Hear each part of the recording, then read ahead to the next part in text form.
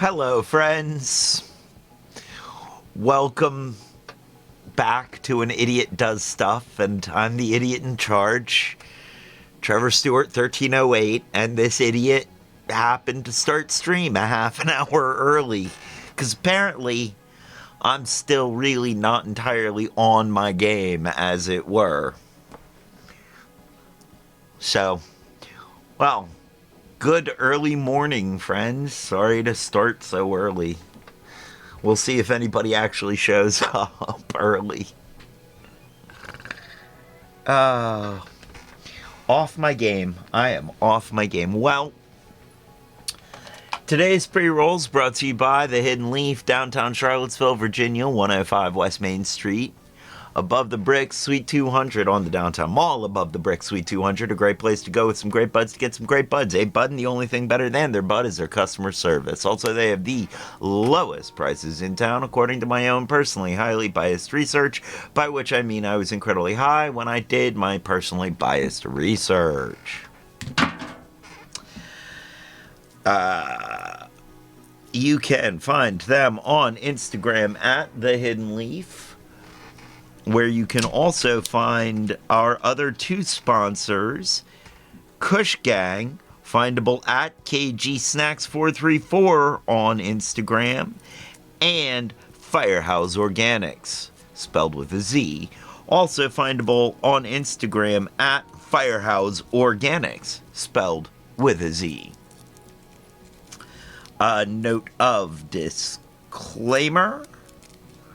I will be, and others may be as well, expressing opinions, specifically political and socio-political opinions throughout the show.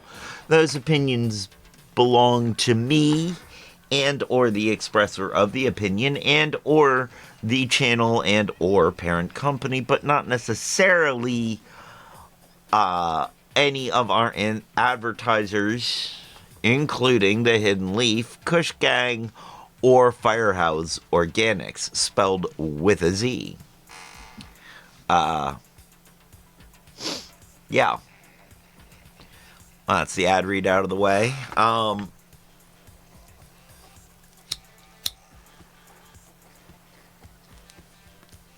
Again, I have no idea why I started a half an hour early today.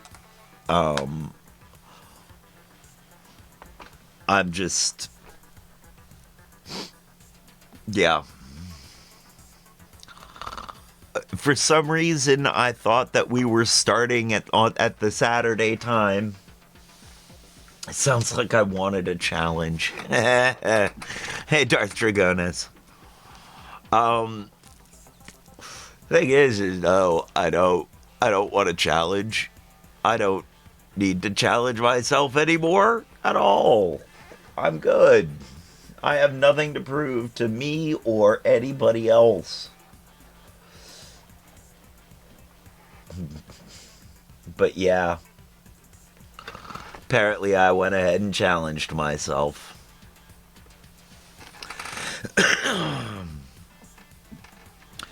Well, alright. Let's go ahead and dive in. I'm trying to think if there's anything I want to talk about before we get into this. No,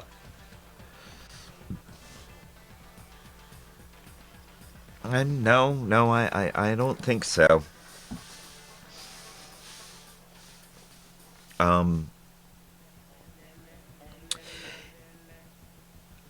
I will say that as we approach the end of this book and sort of the turning, the end of this part of this project, I find myself asking if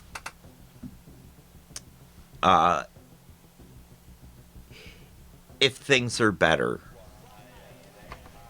Not in the greater, larger sense, like, have I done anything here?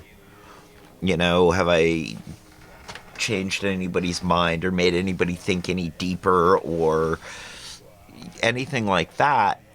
but more in the very localized sense of, you know,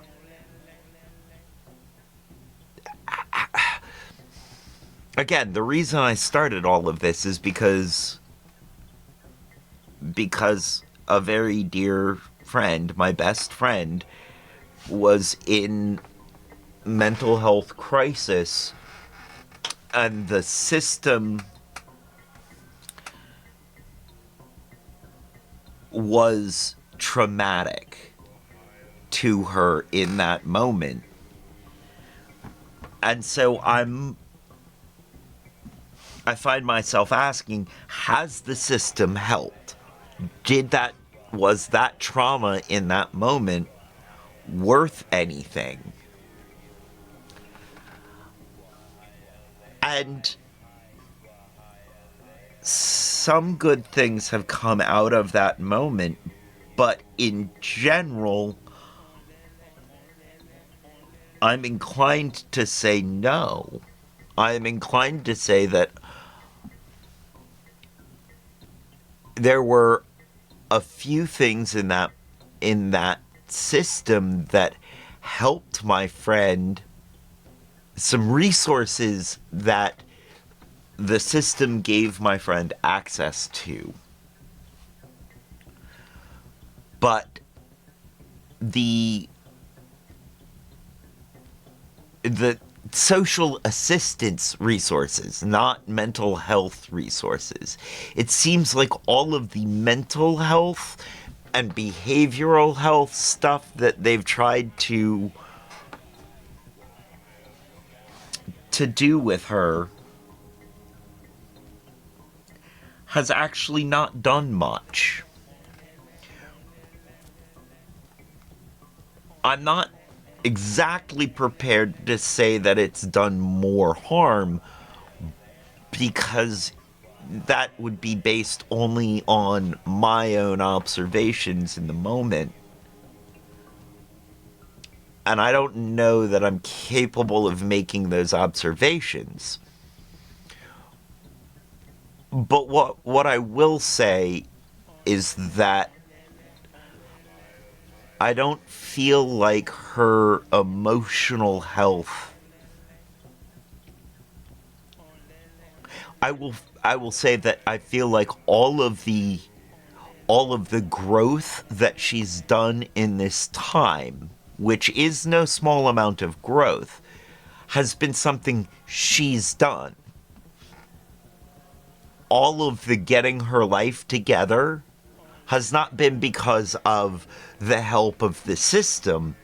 It's because she is an amazing person who has put in an amazing amount of effort on her own behalf. I don't feel like the meds are really...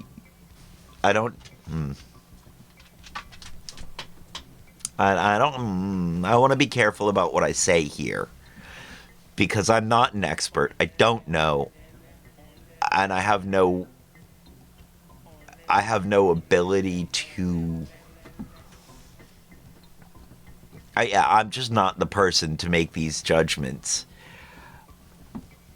All of my observations are, at best, anecdotal. I'm not sure, yeah. I'm not Anyway.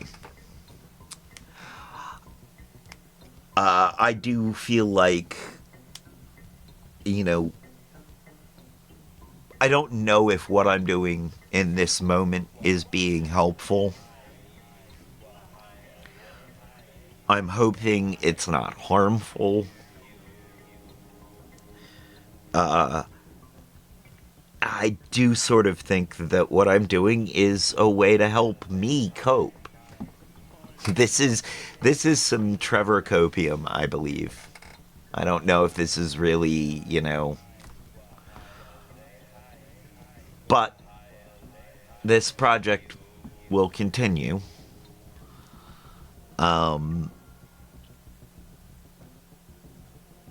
I don't expect to find an answer to what can be done.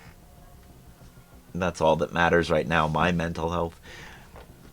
I mean, yeah, my mental health matters. I think, to me, specifically, her mental health matters, you know.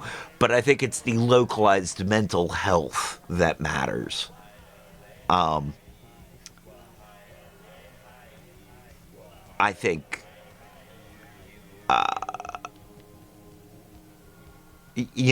do think a new approach is necessary in terms of streaming. I think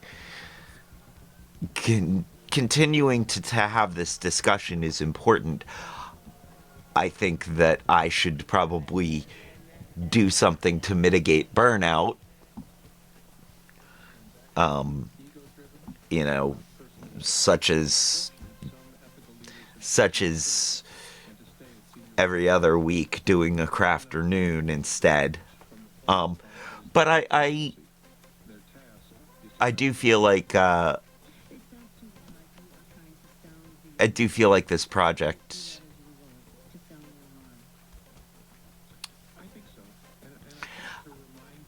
I don't know. Like I said, I don't know if I'm going to come up with any answers. I think it's important to keep having the discussion and trying. I think it's important to keep looking.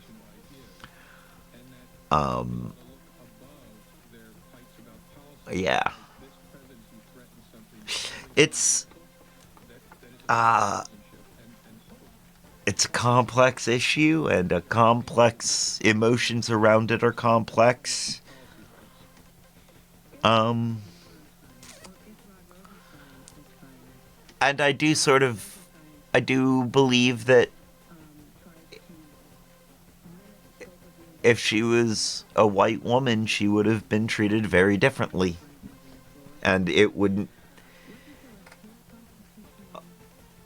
And I don't.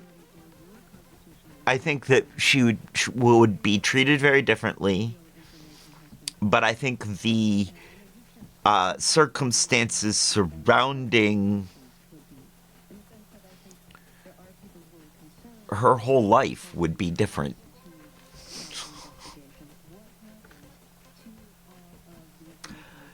Not only would she be treated differently, but the circumstances surrounding the rest of her life would be different too. There is a systemic difference between how white people and black people are treated in society in general that leads to different outcomes throughout the life process.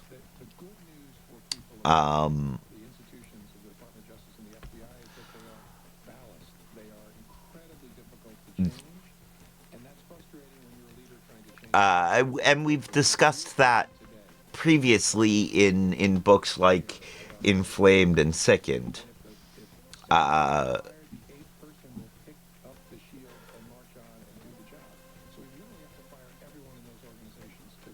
So I just wanted to. I wanted to take a moment to think about that, and I think when we get to the end of the book, and as we get to the end of the book, I'm going to be thinking about that a bit. Just to keep in mind where we started so that we can have some idea of where we're at. That almost makes sense, Trev. I'm trying. That's why this is an idiot does stuff, and I am the idiot in charge. I don't want to say that this channel is an idiocracy, but I'm the idiot in charge.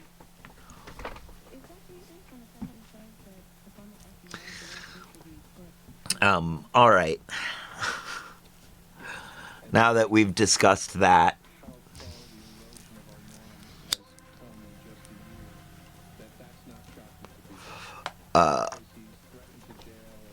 get yourself something fluffy to drink, somewhere dank to sit, and something warm to smoke, and let's go ahead and dig in.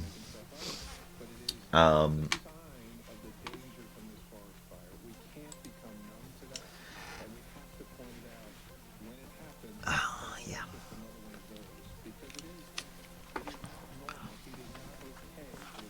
We are in the chapter American Beauty. And we are discussing how the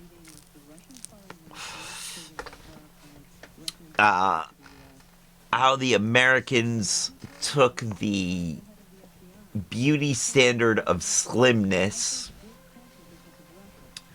and did what Americans do and took it all the way. I'm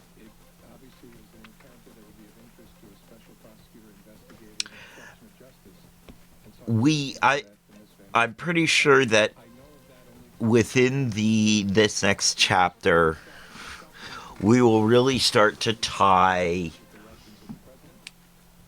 the beauty and health movement, because what we're doing right now is starting to tie this slim beauty standard to a health standard. And I think, I read this a couple of years ago now. It's 2 or 3 years ago now. And I guess it was 3 years ago or so I was reading this. So, my memory not being what it was, I'm trying to recall the progression of this book. And I do believe that we will be getting to the race stuff very shortly in this book.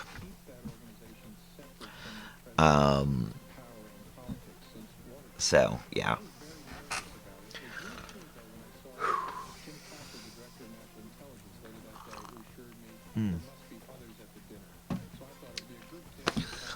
So, yeah, not only am I,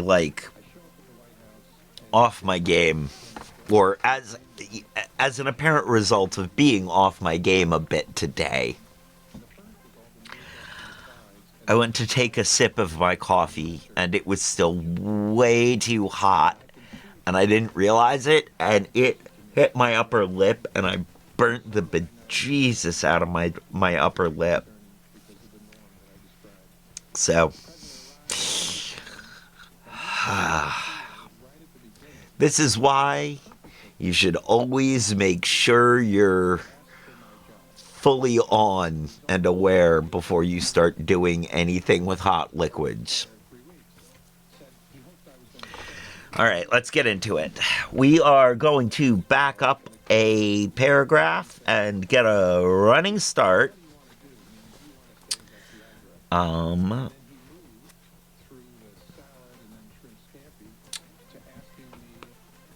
Yes. There we go.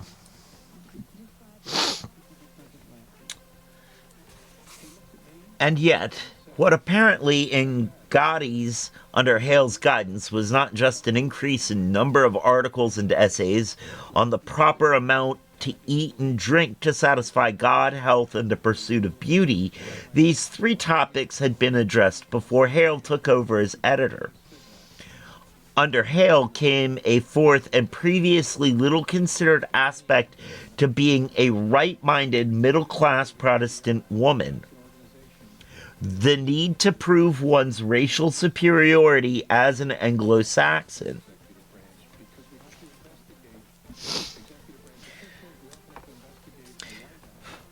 Theories of Anglo-Saxon supremacy can be traced to 16th century England, coinciding with the Protestant Reformation. I think we're going to underline that.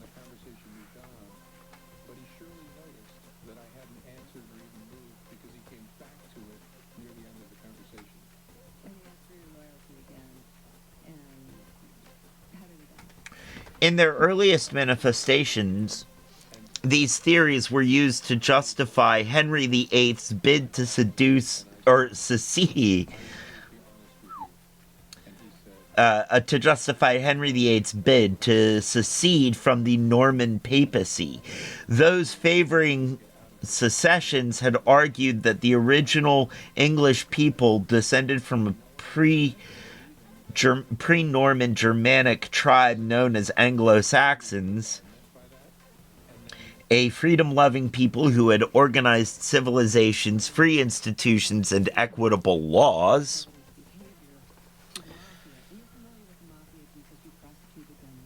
I think we're going to underline all of this.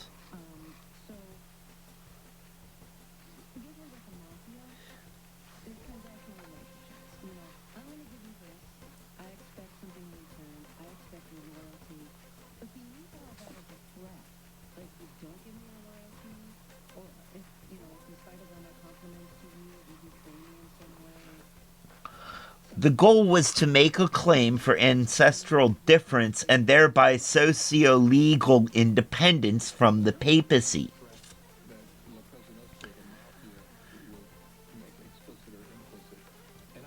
Again, I think that's kind of important.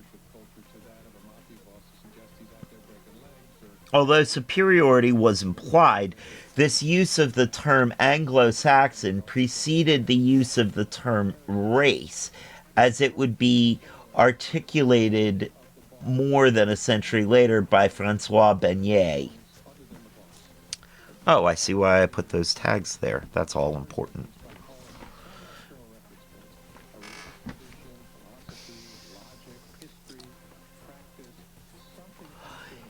Yet the idea of Anglo-Saxon supremacy would resurface under a new racial and religious guise in the late 18th century. By 1776, a number of men in England were declaring themselves Anglo-Saxons.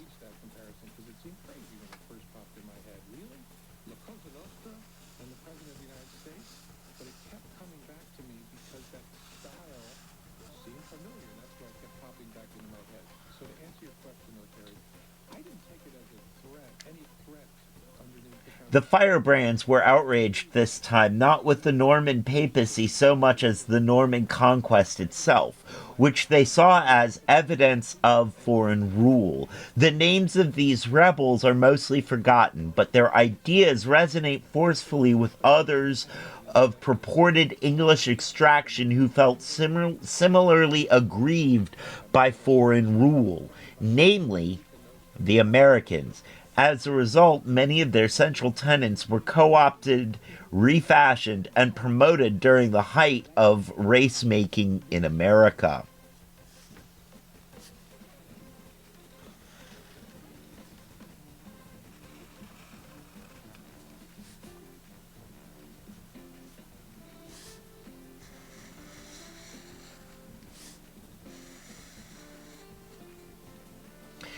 No less a figure than Thomas Jefferson promulgated theories of Anglo-Saxon superiority.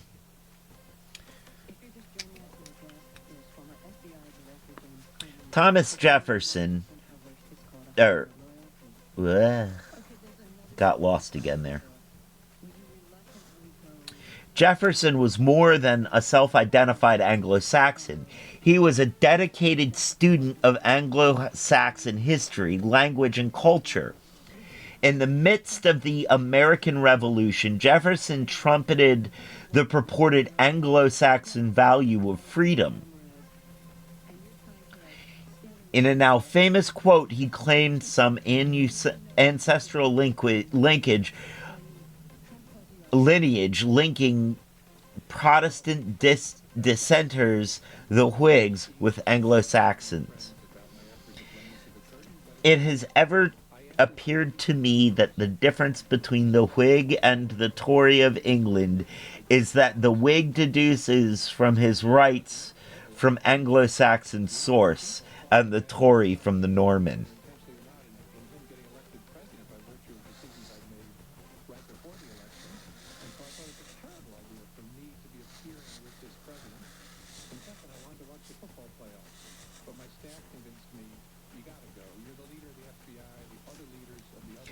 Jefferson's claim underscores the common belief around the turn of the 19th century that Anglo-Saxonism was about more than anti-Catholic, anti-royalist sentimentality.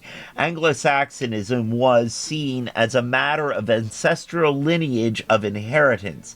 It was in this way that the term Anglo-Saxon, while not described by its 16th century forebearers as a race, easily lent itself to the project of racialization during the height of racial formation in the United States of Britain.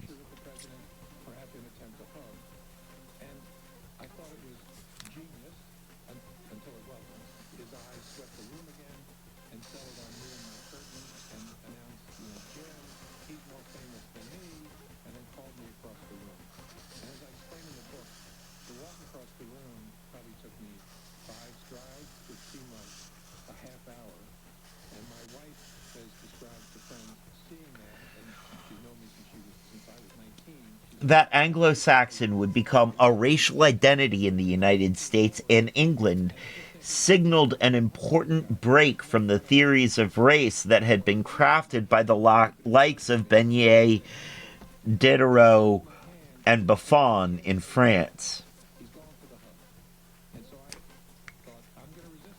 For the first times, gradations within whiteness were being devised.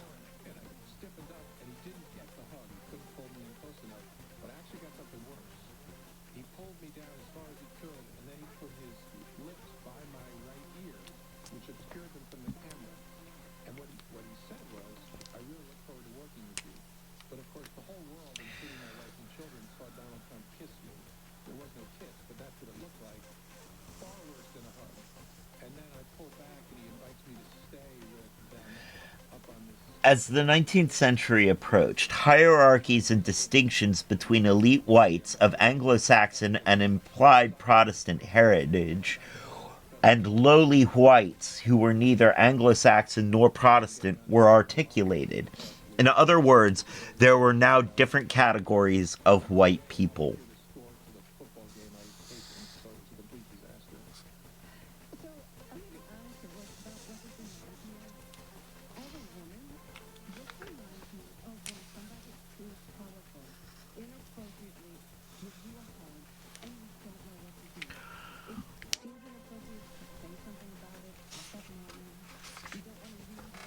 Perhaps predictably, given the racial politics of the time, the way to ascribe racial inferiority to another group of Europeans was to align them with one of the colored races. And so, beginning in the 19th century, the authors of new racial theories claimed that Anglo-Saxons were the pure white race, whereas other Europeans, principally the Celtic Irish, were deemed an inferior or hybrid European race. These hybrid European racial inferiors were thought to be either part African or part Asiatic, depending on the fancy of their creator.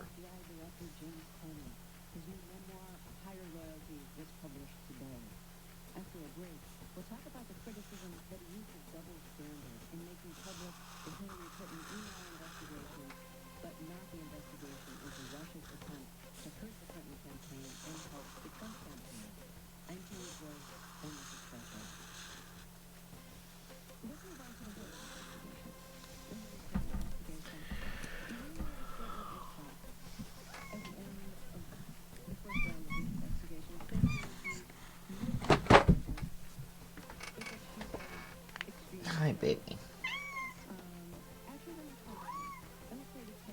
Yeah. Yeah.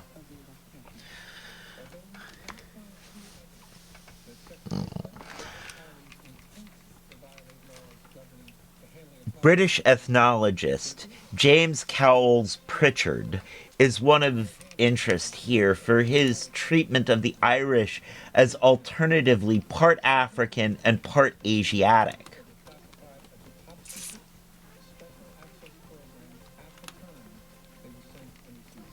Pritchard was well known as a theorist of human variability.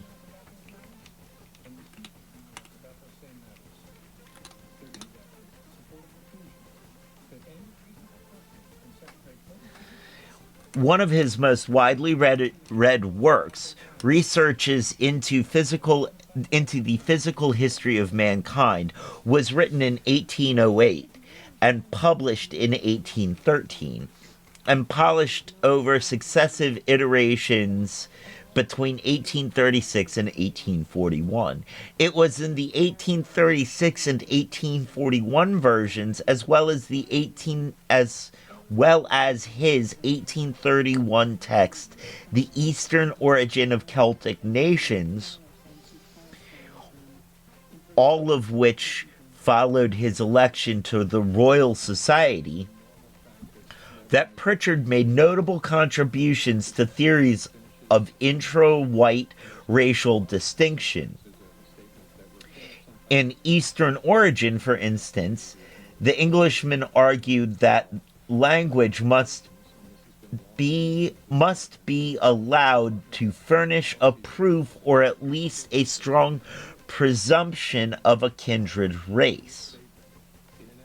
According to Pritchard, the Irish Celtic peoples were linguistically and thus racially related to Asiatics, people who today might be largely considered Arab or North African.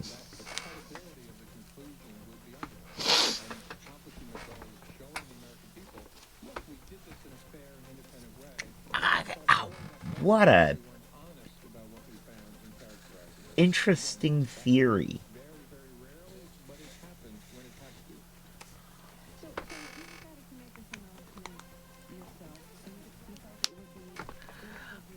And I think why I can see that theory doesn't exactly hold true,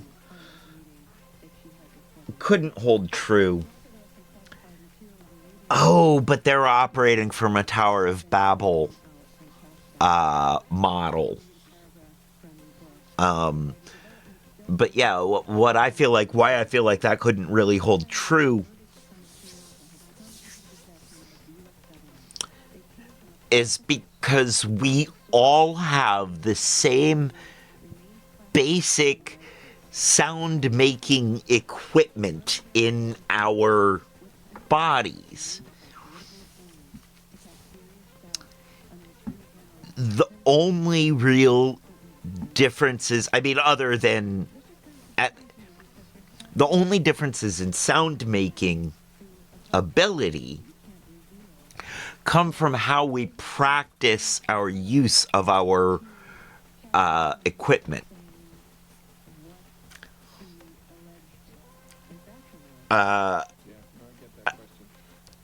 And that, I believe, I'm going to be careful because my theory is that we develop language based on the sounds we hear around us. But I don't know. I'm not a language expert. I just know that the basic equipment's all the same, and that there are certain words and certain sounds that transverse most languages, if not all. And that's because of their ease of being made.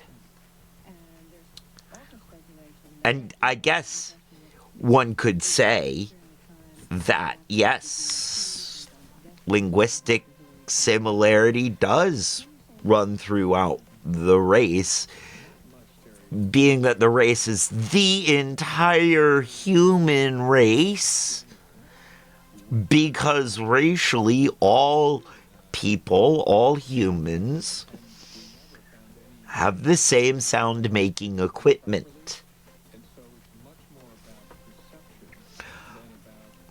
But in the term that they're using race, it does not make sense, because across the entire human race, we all have the same sound making equipment.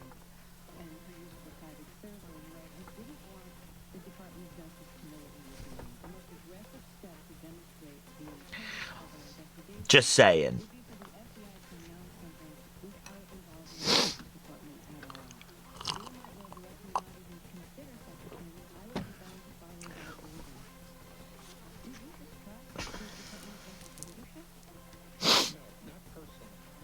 10 years later, in his 1841 reworking of Researches into Physical History of Mankind, he offered further proof of the racial distance between the Celtic Irish and the Anglo-Saxons. Saxons.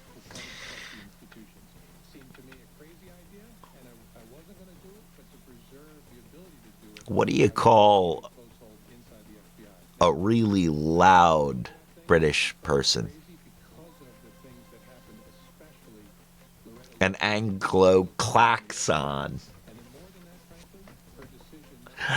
Oh, that one's not nearly as good as Slaxon.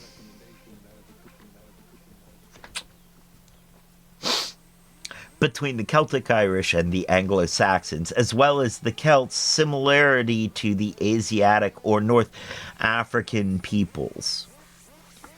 This time he chose to explore physical characteristics.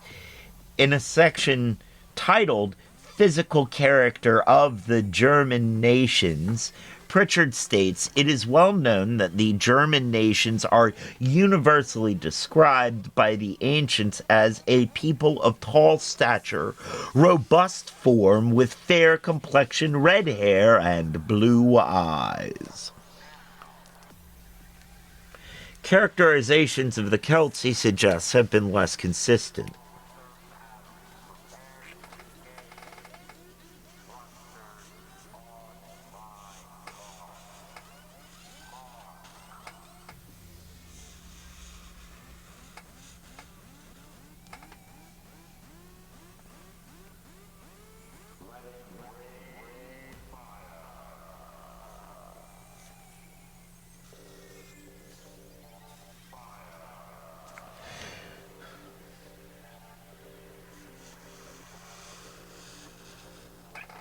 Nevertheless, according to Pritchard, at the time he was writing, Celts universally had dark hair, dark eyes, swarthy complexions, small stature. This claim is reminiscent of the 16th century English lore that Africans were little, low, and foul. And indeed, if Pritchard had argued in Eastern origin that Irish Celts were Asiatic, he had also called them Semitic people due to their purported ancestral relationship to North Africans.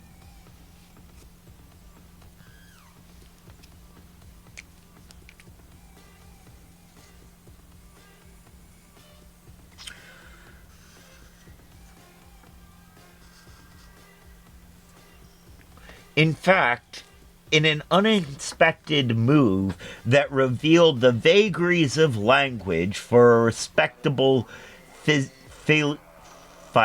philologist, he alternatively considered the Irish Asiatic, Semitic, and also African, whatever else they may be. The Semitic languages are, in first instance, African.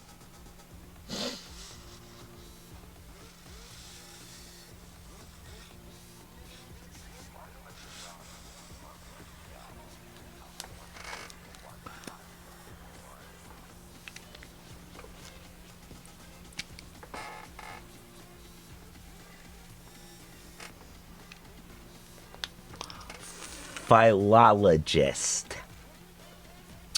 Pritchard was one of the more notable British figures claiming separate and unequal origins between racially unblemished Anglo-Saxons and the not entirely white Celtic Irish. Pritchard had claimed, moreover, that physically Anglo-Saxons were tall and robust, while Celtic Irish were small and swarthy. Still, other theorists in England and America would suggest that, owing partially to their racial constitution, the Irish were also gluttonous and stout people.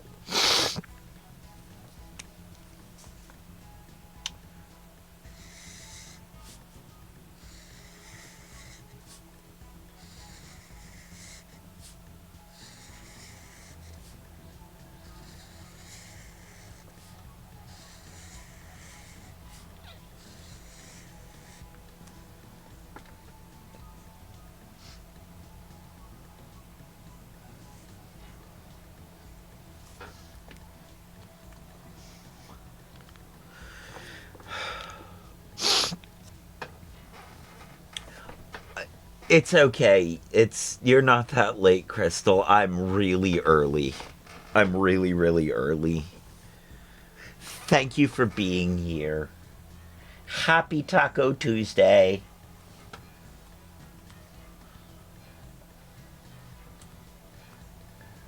Yeah, I somehow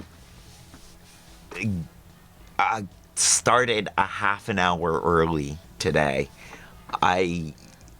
I don't know what I did, why I did that. I was just... I just went for it. Happy Day of the Taco! So, taco as an acronym is a new... Well, taco has a new acronym now. And I am doing well. I'm just off my game a bit still and started early. So the new acronym for taco, especially last Tuesday, was Trump always chickens out.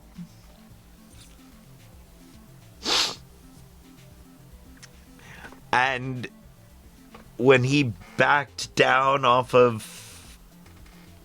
And we're happy he backed down, don't get me wrong. But when he backed down last Tuesday, it really was a Taco Tuesday.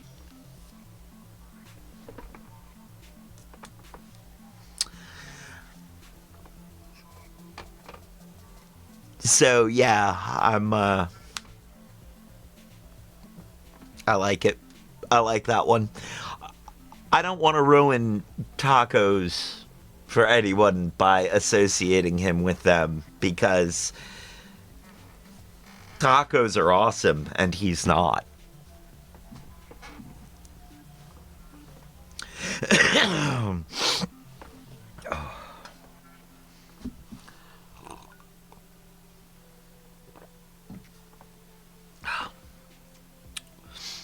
Well, because we started early, we're going to go ahead and do 2 sections today. Because why not?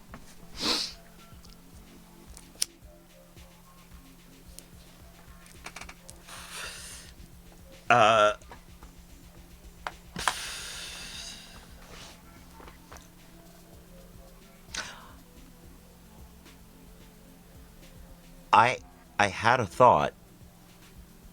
It died a sad and lonely death.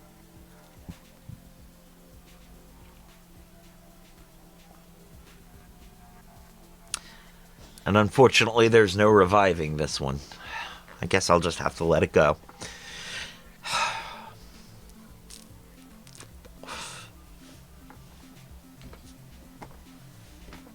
The famed essayists Thomas Carlyle and Ralph Waldo Emerson were important figures in the development of theories of Anglo-Saxon supremacy and Irish inferiority in the middle decades of the 19th century. Emerson was a native of Boston and the son of a clergyman. Following in his father's footsteps, he became an ordained minister of the Unitarian Church in 1829. 2 years later, after his wife died of tuberculosis, Emerson left the church. In 1833, seeking solace after his loss, he traveled to England, where he met Thomas Carlyle. Before I keep going, I want to back up to this last paragraph from before and point out that while we are talking about variations in the levels of whiteness of white people, the language used to describe, as Sabrina Strings pointed out, the language that was used to describe these other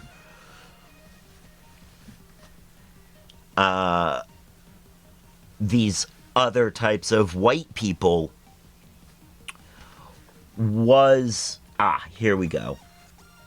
Oh no, that's not it. But was similar to the language being used to describe black people. And there was,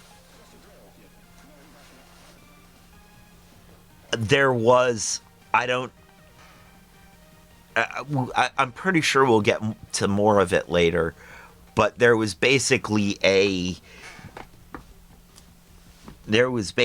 comparison being made, there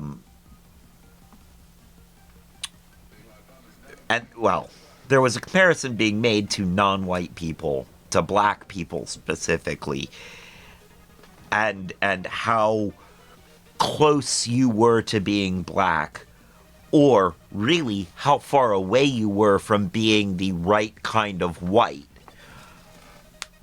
had a big impact on your standing in society. And this use of language describes that, I think. I'm really trying to grind that thought out, and it's just not there.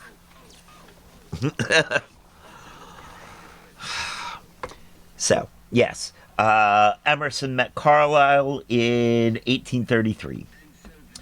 Born in 1795, Carlyle was already a respected author by the time he met Emerson.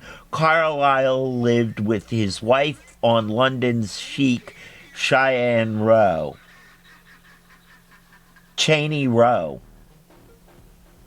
No relation to George.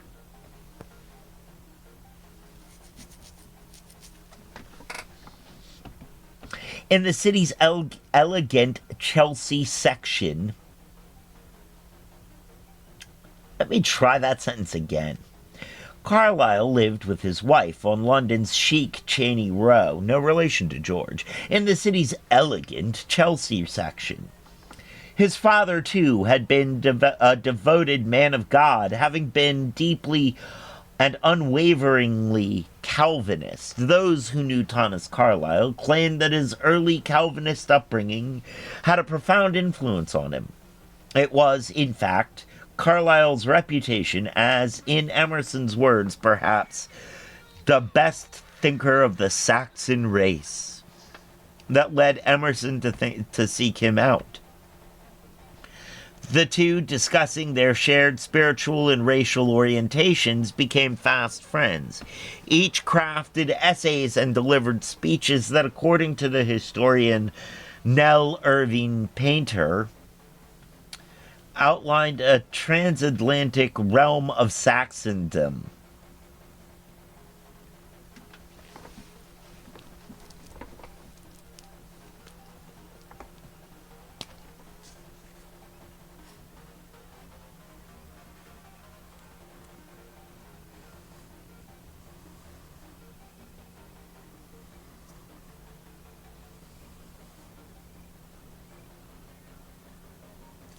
Some of Carlyle's more noted essays on the topic of race were inspired by his travels to Ireland nearly a decade later. In 1846, he touched down in the country in the midst of the Great Famine. He had long regarded the Celtic people as base and inferior. So in his summary of the cause of the famine, he pinpointed...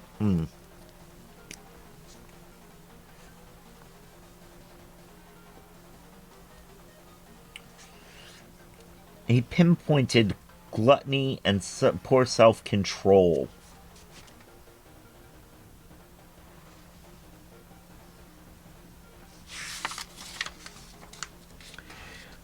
Of the Celtic race.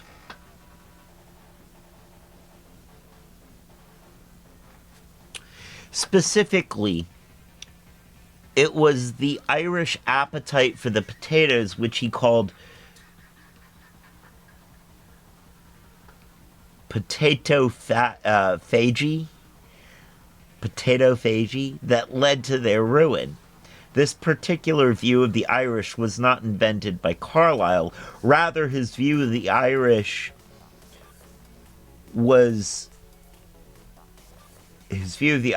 as little more than greedy potato eaters reflected centuries of anti-Irish stereotypes. Since the 17th century, English reformers had written disparagingly of the Irish as avaricious and gluttonous.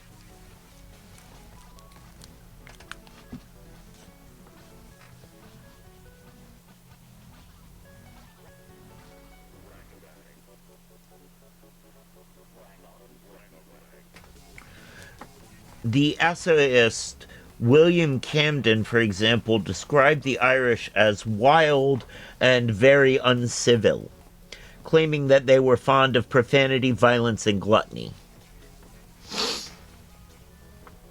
Carlyle, perhaps partly influenced by his Calvinist upbringing, was sickened by gluttony. On several occasions, he expressed despair over what he described as torpid, gluttonous, sooty, swollen, and squalid England. Moreover, he lamented that the pot-bellied blockhead, this our heroic nation, has become sunk in its own dirty fat and offal. For Carlyle, the difference between the overfed English and the greedy Irish was that the Saxon people in the Saxon people, Carlyle saw hope of reform, but the Irish predilection for overeating was constitutional, he believed. It was a deficiency that proved their inherent intractable racial inferiority.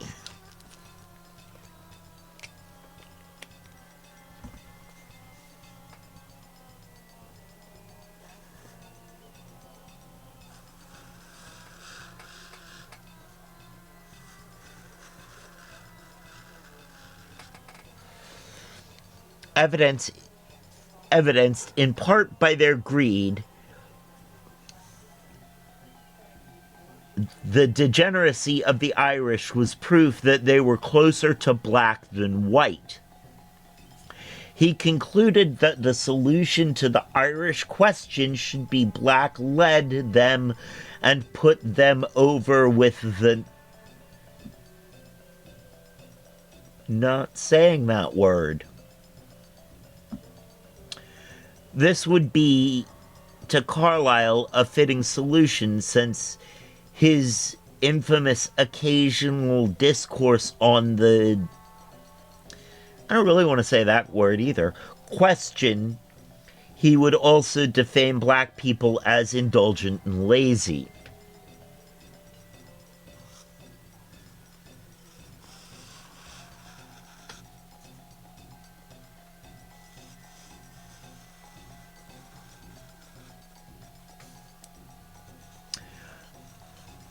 And here we see it start to take a racial turn again.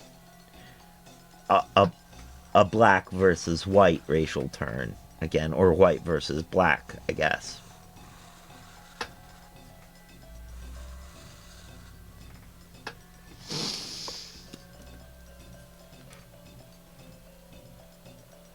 I mean, okay, I understand that that first one was in quote, and the second one was a title.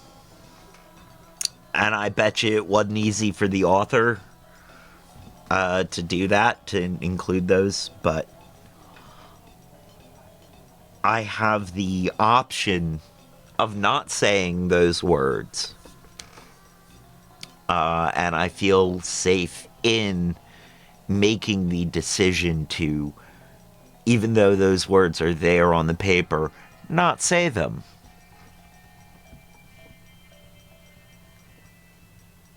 It's okay to not directly quote something if you're not comfortable with it.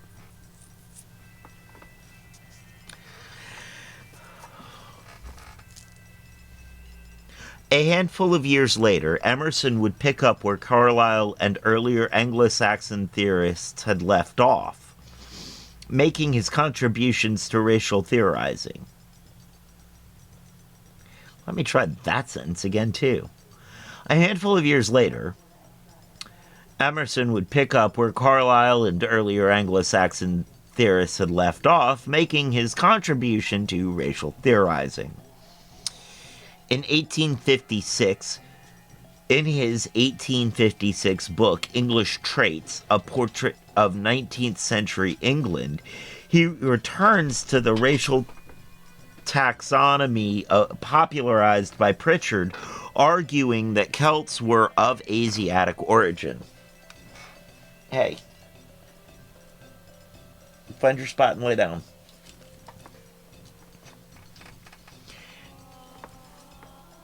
Find your spot and lay down, buddy.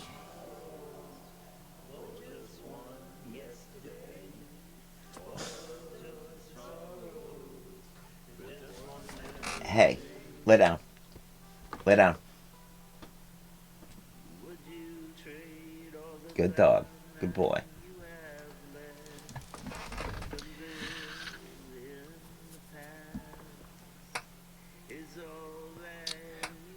Arguing that Celts were of Asiatic origin, and he advanced the ideas of his dear friend and colleague Carlyle when he described the Celts as short and dark. But Emerson did deviate from Carlyle in his conception of the Anglo-Saxon physique.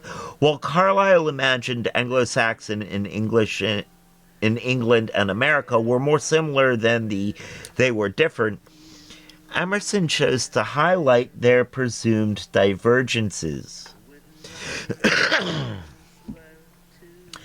At home, he began, I am struck with the superior animal vigor of the average Englishman, as if the English were pasture oaks and the Americans fine saplings.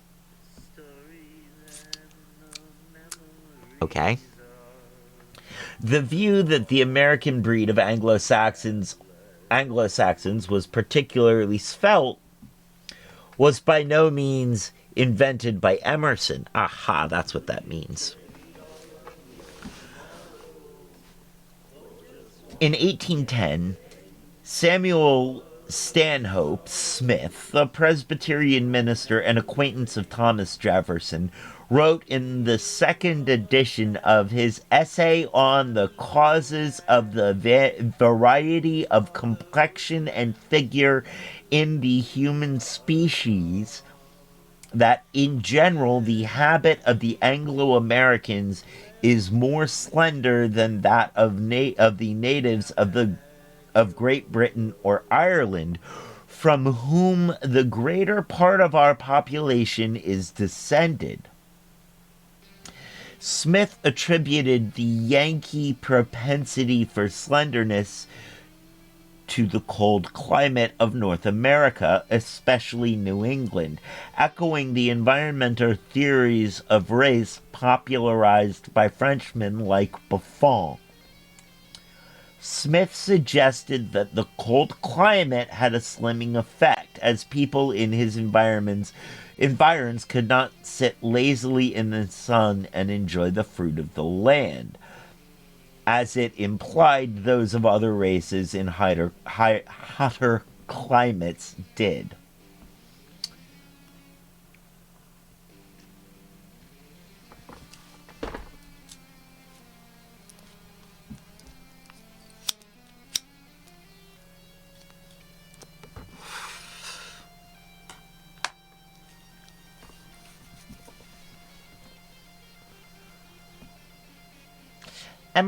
Emerson's position on the American Saxon physique then was not wholly unfamiliar, but there was one way Emerson did differ from many earlier theorists. Emerson took the position that the leanness of Americans was not just a fact, but also preferable if the alternative was fatness.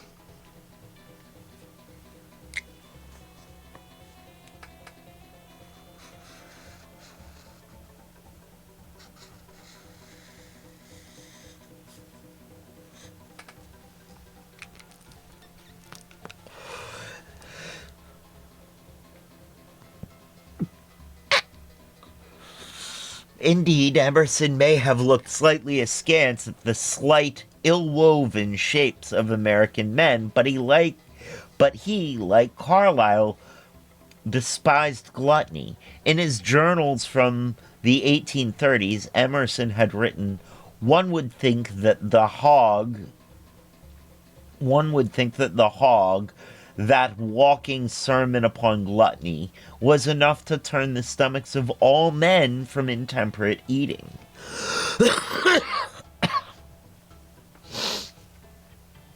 He further questioned the religious commitment of the overeater, asking, was ever the full feeder ready for religion? Later, in English Traits, he lamented the specific tendency of English to overindulgence and stoutness.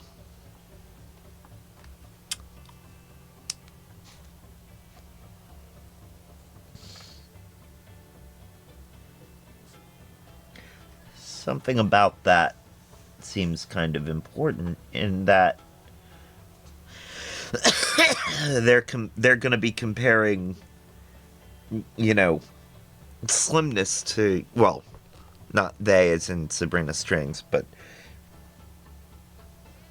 thinkers like Emerson will be comparing slimness to godliness and slimness to whiteness, and maybe even making a direct connection between the idea that whiteness is next to godliness, which is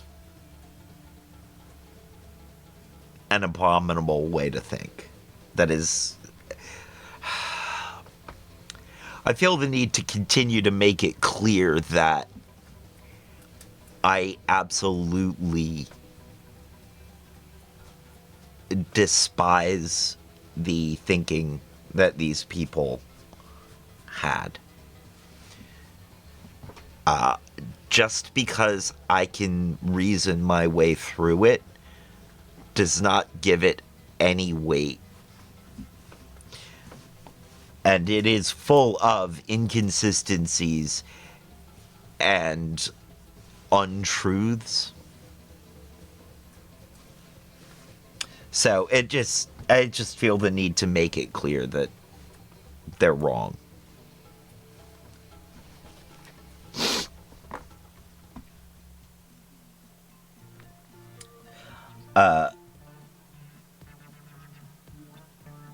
Later, in English Traits, he lamented the specific tendency of English to overindulgence and stoutness. If the English race, he wrote, is the best of the breed, it could at times become a little overloaded by flesh. This tendency to corpulence was especially unfortunate as it applied to English women. As Emerson put it, it is the fault of their forms that they grow stocky. The women have that disadvantage. Slimmer physiques, such as those found among American women, would be his preference. Emerson regretted that in England, by contrast, he had noticed few tall, slender figures of flowing shape, but several stunted and thick-set persons. Therefore, while English and American Anglo-Saxons were supposedly blood brethren, sitting atop the racial hierarchy, the Americans were noted for their spare forms.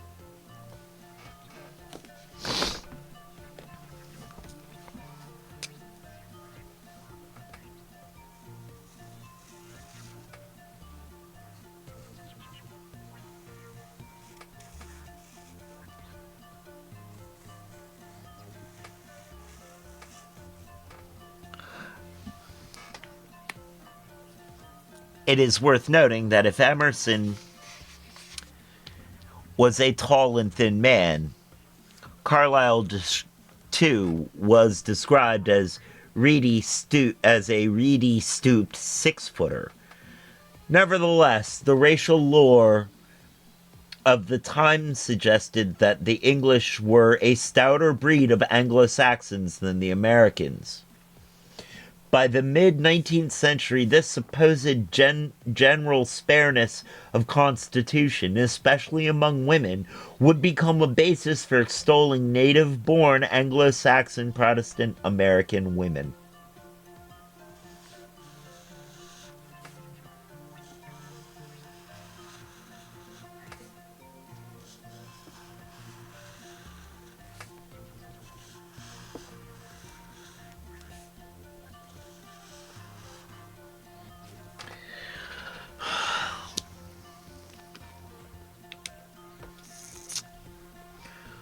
See.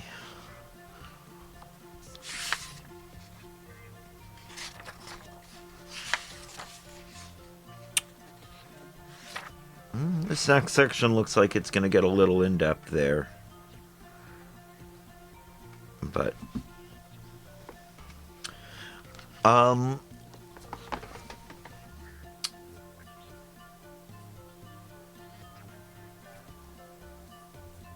I think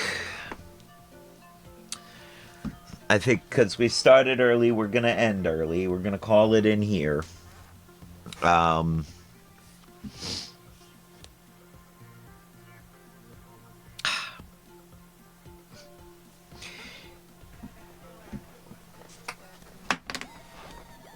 feel like we're slowly working our way towards the real point that this book is getting to. And I think it's good that we're slowly getting there because it gives us a lot of context as to why it really is heavy. Big hugs, Crystal, big hugs.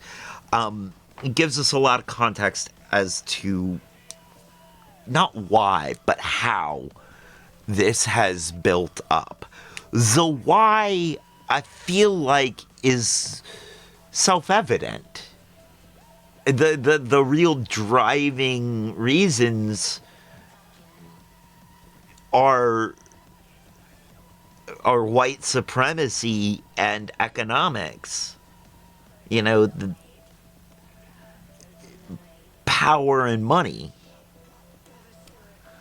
And a lot of this has to do with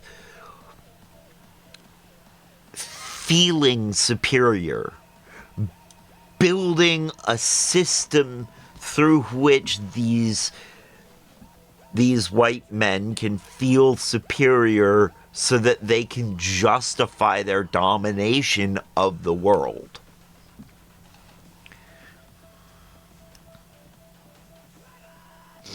And that justification, that action of finding justification, leads to a lot of untruths. leads to a lot of lying, self-delusion, and that system of self-delusion becomes part of the greater system of society. And that's how we end up where we are. So it is important that we are moving slowly towards the conclusions we're trying to draw here.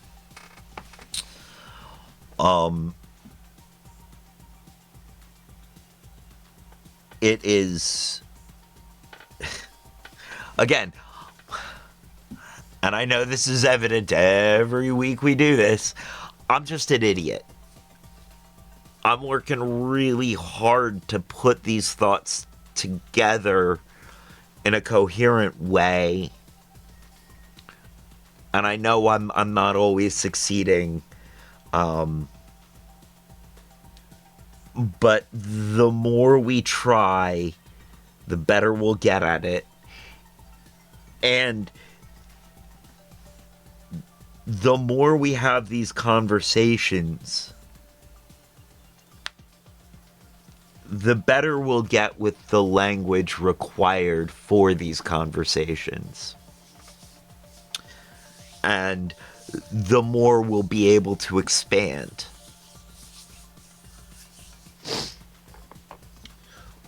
Well, all right.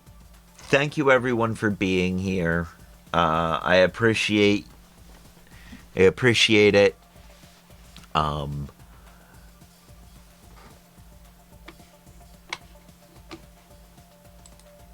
There we are. Thank you, Just Me Crystal. Thank you, Darth Dragonis. Much love to all you lurkers. Stick around for the raid. And now is the time on the show when I say, as they say around here, 2 up, 2 down, VA, double deuces. I'm out, y'all.